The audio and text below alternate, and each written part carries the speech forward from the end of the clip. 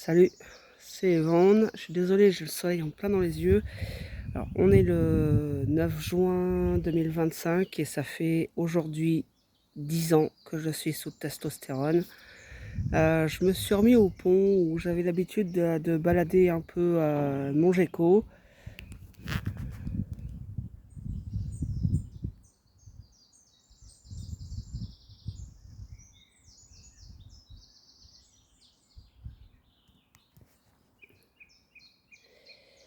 Donc voilà, je vous ai pas montré derrière.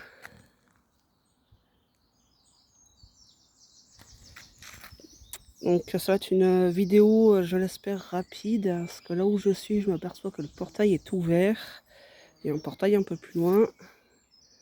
Et bon, normalement, je suis bien garé, ils peuvent passer, quoi, mais bon, c'est jamais. Alors voilà, 10 ans sous thé, que dire, que je me dégarnis de plus en plus. J'ai vraiment plus beaucoup de cheveux. Enfin, là, j'avais rasé il y a pas longtemps, bon, ça repoussait, quoi, mais en densité, j'ai plus grand-chose. Là, ça fait 3 semaines que j'ai tout viré. Je trouve que ça a bien, bien repoussé. Voilà, donc au niveau pilosité, bon, au niveau de mes bras, ça n'a pas changé. Au niveau des jambes, du torse, pareil. Enfin, j'ai peut-être pris un peu au niveau des épaules depuis que j'ai changé de traitement, mais autrement, non, et au niveau pilosité, ça a pas beaucoup évolué. C'est juste vraiment cette partie-là qui a changé. Mais voilà. Il y a aussi le fait que bon, j'ai perdu pas mal de poids. Et on sait que plus on pèse lourd et plus la testo se transforme en oestrogène. Donc forcément, la testo travaille moins. Donc là, j'ai perdu, donc elle travaille mieux. On va dire ça comme ça. Voilà. Alors, sinon, j'ai changé, enfin j'ai eu 3 traitements différents.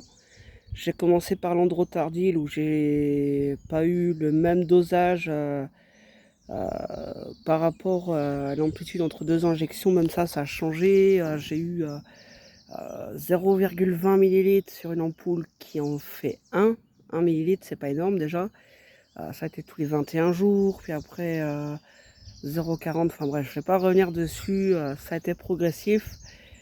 J'ai été jusqu'à une ampoule tous les 14 jours. Mon endoc a bien vu que ça n'allait pas, donc on était passé à une ampoule entière tous les 28 jours.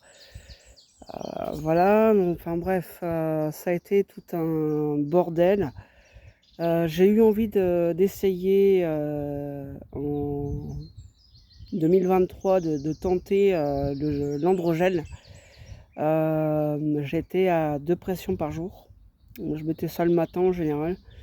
Je m'étais laissé un an pour voir comment ça allait se passer. Finalement, j'ai trouvé ça mais chiant en fait, quoi. Alors déjà, l'androtardil, c'est chiant. L'androgel, c'est pire parce que l'androgel, c'est tous les jours, quoi. Alors quand on est comme moi, qu'on n'a pas de tête, on peut vite oublier d'appliquer le gel un matin. Enfin voilà. Donc voilà, il s'est avéré que l'été 2024, le Nebido a eu donc son générique.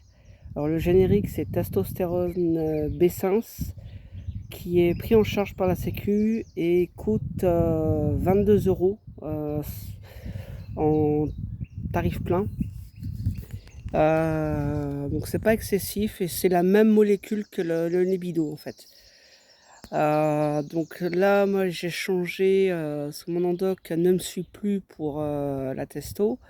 Je l'ai libéré de ce poids-là parce que je vois bien que c'est pas trop son truc en fait, quoi. Et du coup, j'ai été voir au au centre de santé sexuelle à l'hôpital de Quimper. Donc ils ont un vendredi matin par mois, ils ont donc une permanence, je sais pas si on peut dire ça comme ça, mais c'est pour les personnes trans en fait. Et du coup, bah, je me suis dit je vais y aller quoi. Donc ils ont été formés, je sais qui les a formés. Donc même si on n'est pas forcément, enfin même si on s'entend pas du tout, je sais qu'ils ont formé correctement quand même les personnes, enfin les pros de santé qu'ils ont pu former. Ça, on peut pas leur enlever. On peut pas leur enlever ça, ça c'est clair. Donc là, j'y suis allée en confiance. Ça s'est très bien passé dès le départ. Donc là, en septembre, j'en ai parlé du coup à la doc qui me suit au centre de santé sexuelle. Et puis j'ai dit que que je comptais passer donc au Bessins. Et ok, donc on s'est revus en décembre. Elle m'a fait donc l'ordonnance pour Bessins. Et j'ai pu commencer, bah, du coup j'ai commencé ouais, j'ai dû commencer courant décembre. Ouais, j'ai commencé peut-être début décembre en sachant qu'il y a une dose de charge à plus 6 semaines.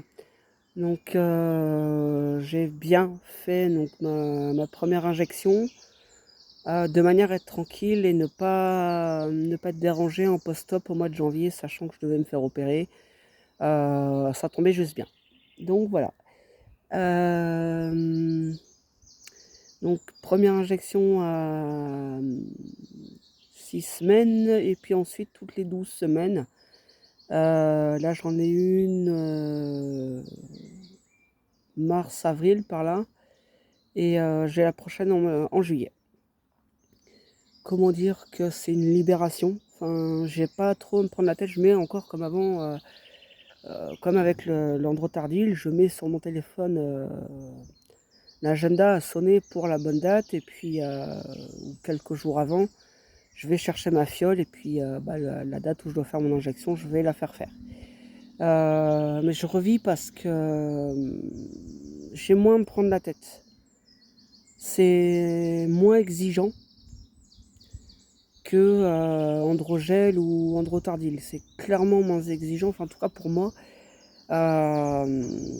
Cela dit, est-ce que pour quelqu'un qui démarre sa transition hormonale, est-ce que le Bessins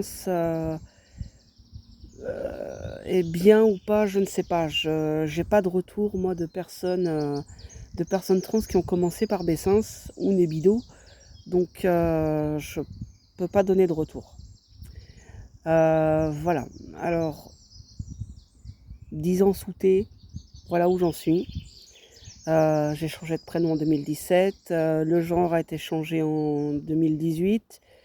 Voilà, il y a eu mon combat, oui c'est ça, mon combat contre la CPM 29 à cheval sur 2017-2018. Ça n'a pas été de tout repos.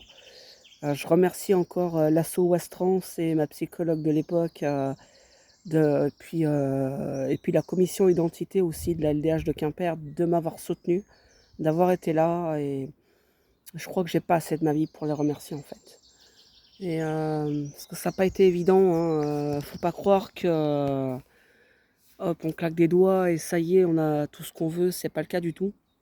On a encore, nous, au Finistère, des médecins conseils à la Sécu, à la CPM 29 en tout cas, qui sont malheureusement transphobes et qui inventent des lois qui n'existent pas d'ailleurs, parce que c'est inventé. Voilà, qui encore récemment, post-déclassification de l'OMS, se permettent bah, des comportements de merde en fait. Pardon. Donc voilà. Je suis désolée, j'ai la voix un peu cassée. Transition commencée en 2014, à peu près à cette période-ci, donc vers mai-juin 2014. Enfin, des fois je la commence à cette date-là, des fois je la commence qu'en septembre de 2014. J'ai pas de mois vraiment précis, en fait et voilà et fin transition, on peut dire avril 2019. Je ne mets pas systématiquement mon changement d'hormones, enfin de traitement, au niveau de ma transition parce que j'ai fait ce que j'avais à faire. Bon, changement changement de traitement, je pense que ça devait se faire. C'était une étape pour moi, il fallait que je le fasse. Donc voilà. Hem, aujourd'hui, quand je passe, les gens qui me connaissent pas, je passe dans la rue, enfin voilà, il y a pas de souci, ça fait depuis, en gros 2017 je pense où effectivement il y a plus un seul doute. Même si ma voix, me trahit encore, surtout au téléphone. Hem, physiquement, il y a plus de doute. C'est vrai que les gens, bah, peuvent pas se douter, bah, sauf s'ils me connaissent bien sûr, mais ceux qui me connaissent pas peuvent pas se douter que, j'ai pu avoir, une apparence, féminine il y a encore 10 ans en arrière. Aujourd'hui, je vis très bien comme je suis et d'autant plus que j'ai eu ma mec quand même. C'était le plus important pour moi et voilà. Est-ce que je suis heureux? Est-ce que oui, enfin, je peux le dire, oui, je suis heureux, enfin, il y a pas que ça. Il y a pas que ça qui me rend bien, qui me rend heureux, il y a plein de choses autour quoi, mais ça participe à mon mieux-être en tout cas. Est-ce que, oui, est-ce que je me sens bien maintenant? Bah, carrément quoi. Carrément parce que, l'image que je renvoie à la société, c'est plus celle de la gonzesse mal dans sa peau quoi. Enfin, c'est celle d'un mec qui vit sa vie et basta quoi, en fait. Ça fait un peu je m'en foutiste, mais ouais, non, je sais pas si c'est vraiment ça. Je sais pas si c'est vraiment du je m'en foutisme. Je commence à partir dans mes réflexions là, voilà. Mais ouais, je suis bien, on va dire ça comme ça et bon, bah, comme j'en ai un peu parlé tout à l'heure, j'ai entamé aussi, un autre parcours médical. J'ai été opéré de l'estomac en janvier. J'ai perdu pas mal de poids. Là, ce matin, je me suis repesée, bah, parce qu'on est lundi et comme tous les lundis, je me suis pesée, j'en suis arrivée à 111,6. J'étais à 138,7 le 14 janvier 2025.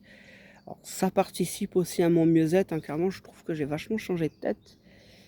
Alors la barbe et la moustache, jouent beaucoup aussi sur la morphologie du visage. Maintenant, c'est pas que ça. Moi, j'ai perdu du poids et je pense que ça se voit pas mal. Donc ça, ouais, comme je disais, ça participe à ce que je me sente mieux. Bon, c'est pas fini, hein, je vais continuer à perdre du poids, je vais continuer à évoluer, à progresser et puis voilà quoi.